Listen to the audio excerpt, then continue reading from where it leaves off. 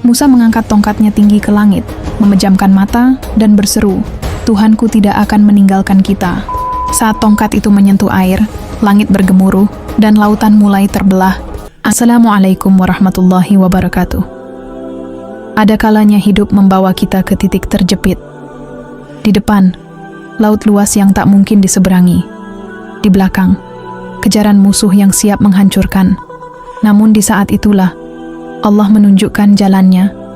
Inilah kisah Nabi Musa alaihissalam, seorang utusan yang memimpin kaumnya dan menyaksikan salah satu mukjizat terbesar dalam sejarah manusia, laut yang terbelah oleh izin Allah. Mari kita resapi perjalanan ini, sebuah jalan Tuhan yang tak terduga. Di tanah Mesir kuno yang megah, kekuasaan Fir'aun membentang laksana dewa di bumi. Ia menganggap dirinya Tuhan, dan siapapun yang menentangnya akan dihancurkan. Di tengah kezaliman itu, sebuah janji Allah mulai bergerak dalam bentuk yang paling tak terduga. Malam itu tenang. Sungai Nil mengalir pelan, seakan tahu bahwa ada rahasia besar yang dibawanya. Sebuah keranjang kecil hanyut pelan di atas air. Di dalamnya, seorang bayi mungil tertidur. Bayi itu adalah Musa. Ibu Musa, dengan air mata dan iman, meletakkan anaknya ke dalam sungai, sebagaimana diperintah Allah. Ia tak tahu kemana arus akan membawanya, tapi ia percaya bahwa Tuhan sedang bekerja dalam diam. Sementara itu istana Fir'aun sedang dalam damai penuh kemewahan. Tak ada yang tahu bahwa bayi dari kaum tertindas akan segera tumbuh di dalam rumah penguasa paling kejam sepanjang sejarah. Putri Fir'aun, yang tak memiliki anak, melihat keranjang kecil itu tersangkut di tepian sungai. Ia dekati, lalu membuka penutupnya. Dan di sanalah, senyum seorang bayi memecah pagi yang tenang. Hatinya luluh. Ia tahu, ini bukan bayi Mesir. Tapi sesuatu dalam diri Musa kecil menyentuh hatinya. Ia mengangkatnya sebagai anak. Dan dengan itu, dimulailah takdir paling dahsyat dalam sejarah umat manusia. Fir'aun curiga. Ia tahu akan ramalan seorang anak laki-laki dari Bani Israel yang kelak akan menghancurkan kerajaannya. Tapi siapa sangka anak itu kini tidur di bawah atapnya sendiri. Musa kecil tumbuh di istana, dibesarkan dalam kemewahan. Tapi darah para hamba tetap mengalir dalam nadinya. Ia tak tahu bahwa suatu hari nanti, tongkatnya akan mengguncang langit dan bumi. Hari demi hari Musa melihat penderitaan kaumnya, para budak yang dicambuk tanpa ampun di bawah terik mentari Mesir. Sampai suatu hari, Musa tak mampu lagi menahan diri. Ia membela seorang budak yang dipukul, dan musuhnya pun terbunuh dalam perkelahian itu. Ketakutan menyelimuti hatinya. Ia bukan lagi pangeran, ia kini buronan. Musa pun lari jauh, menyusuri gurun yang membara, sendirian, tanpa arah, tanpa bekal. Hingga akhirnya di sebuah negeri asing bernama Madian, Musa menemukan sumur, dan di sanalah takdirnya kembali berubah. Ia menolong dua wanita yang kesulitan memberi minum ternak mereka. Dan mereka pun menceritakan tentang seorang ayah yang bijak dan lemah. Ayah mereka adalah Nabi Syuaib, yang kemudian menawarkan Musa tempat tinggal, bahkan menikahkan Musa dengan salah satu putrinya. Di tanah itulah, Musa membangun hidup baru, menjadi gembala, menjadi suami, menjadi manusia biasa. Namun suatu hari saat menggiring domba ke arah Gunung Tur, ia melihat cahaya aneh dari kejauhan. Ia mendaki, dan mendaki, sampai suara itu datang. "Aku adalah Tuhanmu. Lepaskan sandalmu. Engkau kini berada di lembah yang suci." Di sanalah ia menerima perintah suci, kembali ke Mesir. "Bebaskan umatmu, bawa mereka menuju tanah yang dijanjikan." Ia gemetar, tapi ia patuh. Ia tahu, ini bukan lagi tentang dirinya. Musa dan Harun, saudaranya, kembali ke negeri Fir'aun dengan satu pesan yang tak bisa ditolak: lepaskan Bani Israel. Di hadapan istana Fir'aun yang megah dan sombong, Musa berdiri tegak bersama Harun di sisinya. "Lepaskan mereka," kata Musa, "sebab Tuhan kami memerintahkan demikian." Fir'aun tertawa mengejek, tak percaya bahwa dua lelaki biasa datang menantangnya di singgasananya. "Kalau memang kau utusan Tuhan, mana mukjizatmu?" tantangnya sinis. Maka Musa melemparkan tongkatnya ke lantai, dan ia berubah menjadi ular besar yang menggeliat. Satu persatu penyihir kerajaan Fir'aun dipanggil, dan mereka pun memperlihatkan keahlian mereka.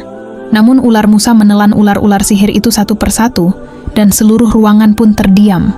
Sebagian penyihir bahkan bersujud berkata, "Kami percaya kepada Tuhan Musa dan Harun." Namun Fir'aun marah besar. Ia bersumpah akan membalas mereka semua dan menumpahkan darah siapa saja yang percaya pada Musa. Musa dan Harun pun meninggalkan istana, membawa perintah Tuhan yang tak bisa dibendung. Waktunya pembebasan. Sejak kejadian itu, Fir'aun makin bengis, memerintahkan agar setiap pengikut Musa disiksa tanpa ampun. Di tengah malam yang sunyi, Musa berdoa di atas bukit, memohon kekuatan dari Sang Pemilik Langit.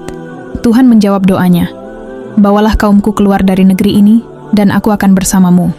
Musa pun turun dari bukit dengan langkah mantap, membawa kabar yang akan mengubah segalanya. Malam itu, dari rumah ke rumah, kabar itu disampaikan. Waktunya telah tiba, kita akan pergi. Tanpa suara, ribuan orang mulai bergerak dalam gelap, menyusuri jalan-jalan sunyi menuju padang pasir. Dari kejauhan, Harun membimbing yang paling tua, sementara Musa memimpin di depan, teguh seperti batu. Fir'aun baru sadar ketika para pengintainya kembali dan melapor. Mereka telah pergi. Tanpa pikir panjang, Fir'aun mengerahkan seluruh pasukannya. Kereta perang, prajurit, dan senjata, semua demi mengejar Musa. Tapi Musa tetap melangkah, sebab ia tahu Tuhan sedang menulis mukjizat terbesar sepanjang sejarah manusia. Bani Israel tiba di tepi laut. Hamparan biru luas terbentang. Tak ada jalan untuk lari. Mereka mulai panik. Suara dentuman roda kereta perang terdengar dari kejauhan. "Mengapa kau membawa kami ke sini untuk mati?" seru mereka kepada Musa, penuh ketakutan dan marah.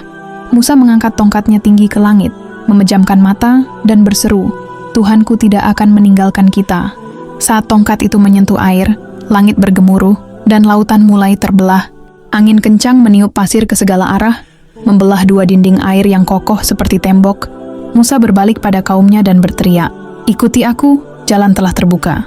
Satu demi satu mereka melangkah ke dasar laut yang kering, diapit oleh air yang berdiri kokoh di kanan dan kiri.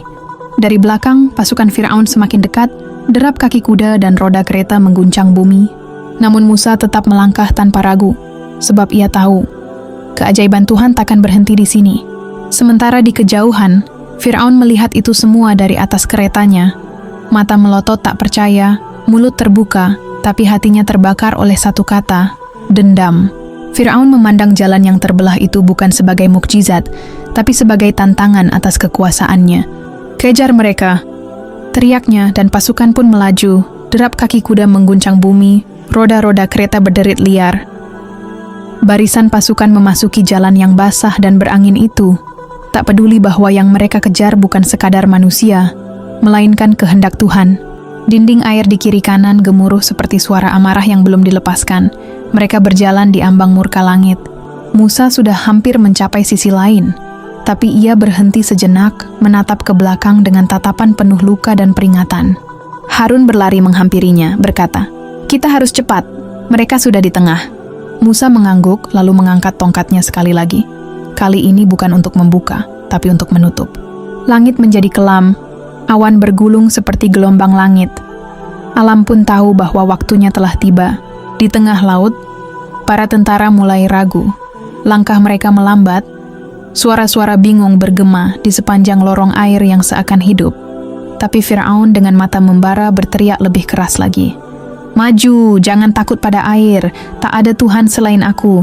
Tiba-tiba, angin berubah arah, dan gelombang air mulai bergerak perlahan menutup lorong yang terbuka lebar. Pasukan Fir'aun yang masih di tengah mulai panik, mencoba berlari mencari jalan keluar yang semakin mengecil. Suara gemuruh dahsyat menggema saat laut menutup dengan kekuatan yang tak terhentikan, membawa kehancuran bagi yang tak bisa lari. Musa dan Bani Israel yang berdiri di tepi pantai menyaksikan dengan hening, merasakan mukjizat Tuhan yang tak terbayangkan. Semua kereta, prajurit, dan senjata Fir'aun lenyap ditelan ombak. Sebuah peringatan tentang keagungan Tuhan yang tak tertandingi. Fir'aun sendiri tenggelam bersama ambisinya, menyisakan kisah pilu tentang keangkuhan yang menghancurkan dirinya. Dari kejauhan, angin membawa suara doa dan nyanyian syukur, tanda kemenangan dan pembebasan. Musa berdiri teguh, tahu perjuangan belum selesai, tapi keajaiban ini memberi harapan dan kekuatan baru. Kisah ini menjadi bukti bahwa jalan Tuhan selalu penuh misteri, dan mereka yang sabar akan menemukan cahaya. Dengan hati yang penuh syukur, mereka melanjutkan perjalanan menuju tanah yang dijanjikan, membawa pelajaran tak ternilai. Subhanallah, betapa agung kuasa Allah. Di saat semua jalan tertutup, Allah membuka jalan yang bahkan tak pernah terpikirkan. Semoga kisah Nabi Musa alaihissalam ini menambah iman dan keyakinan kita bahwa pertolongan Allah selalu datang tepat waktu. Teruslah percaya pada kuasanya, karena jalan Tuhan mungkin tak terduga, tapi pasti membawa kita pada kebaikan. Wassalamualaikum warahmatullahi wabarakatuh.